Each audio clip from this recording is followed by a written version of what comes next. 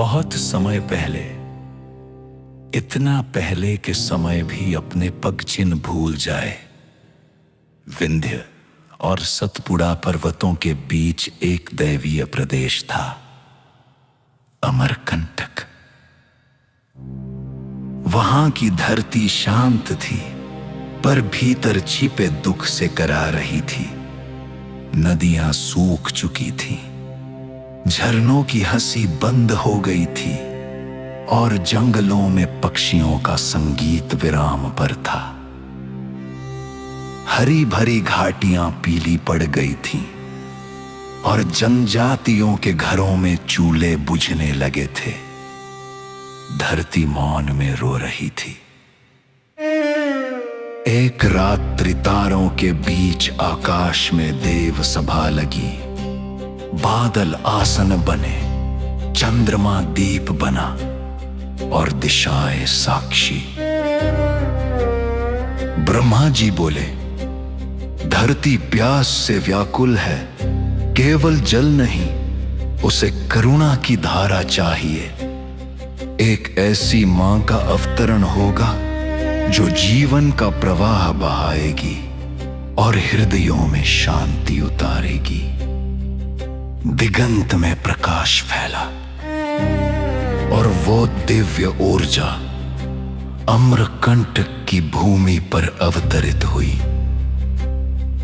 धरती कंपित हुई और अचानक एक स्थान से नीली रजत आभा का कुंड प्रकट हुआ। नर्मदा कुंड उसी जल से जन्म हुआ। जैसे ही उनकी पहली लहर धरती को स्पर्श कर गई, वही दृश्य बन गया जिसे कोई शब्द पूरा नहीं कह सकता। सूखी डालियों में हरापन लौट आया। पक्षियों ने मानो युगों का मौन तोड़ दिया। हवा में जीवन की गंध भर गई। लोग विस्मय में पूछ बैठे, मां, आप कहां से आई? नर्मदा मुस्कुराई। जहां करुणा पुकारती है, वहीं से मां का जन्म होता है। मर कपिल मुनि का आशीर्वाद। अमरकंटक में उस समय महान ऋषि कपिल मुनि तप कर रहे थे। उन्होंने नर्मदा को देखा। उनका हृदय भक्ति से भर उठा। वे कुंड के समीप पहुंचे और निवेदन किया, देवी, आप केवल नदी नहीं, युगों की प्राणधारा होंगी। इस भूमि से निकलकर हर प्राणी में जीवन भर देंगी। आपको मेरा आशीष। किंवदंती कहती है कि आगे जहां नर्मदा गिरती है, वहां जो झरना है कपिल धारा, वो यही दिव्य मिलन का स्मारक है। विंध्य पर्वत ने गर्व से कहा, देवी, मेरा उत्तम सौभाग्य कि आप मेरे हृदय से निकली। नर्मदा बोली, पर्वत, मैं केवल तुम्हारी नहीं, मैं हर उस जीव की मां हूं जो जीवन को सम्मान देता है।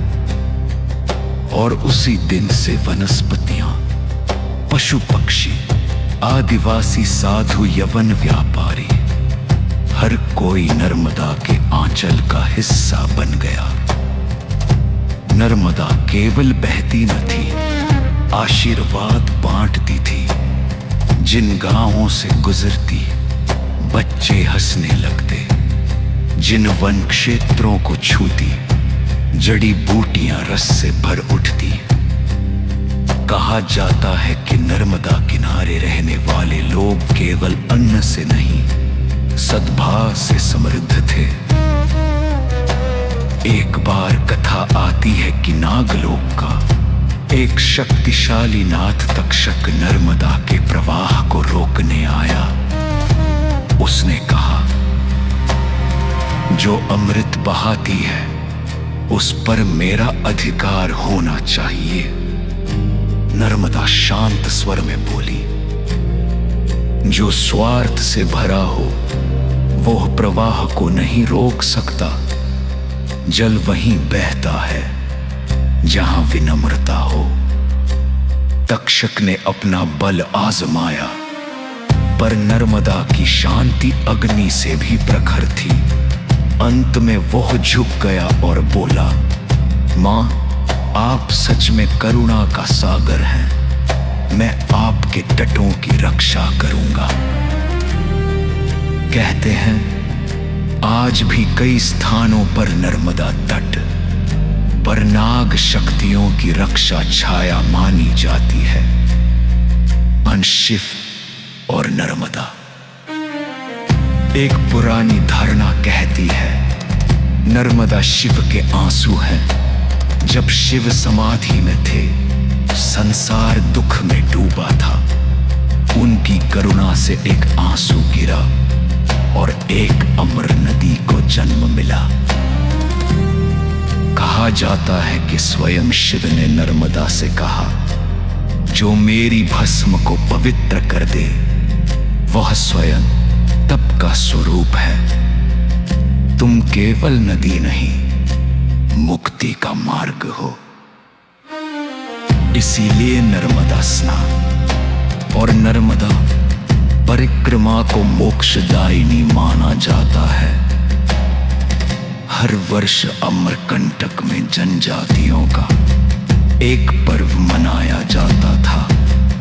वहां वे गीत गाती, चलती जाए नर्मदा, जीवन लाए नर्मदा। बच्चे मिट्टी की खरे लेकर पाती और पुन में नर्मदा जल धर कर घर लौटती, यह मानकर कि जल के साथ मां ही घर चलती है। आज दी यदि आज कोल अमरकंटक नर्मदा कुंड पर जब तैक जाए, आग ही बंद करिए तो हवा के ही करती एक थुले तहलती। नर्मदिहार नर्मदिहारे। कहा जाता है कि वह वही पहले लहर है जिसने धरती को धड़ से जीवित किया था।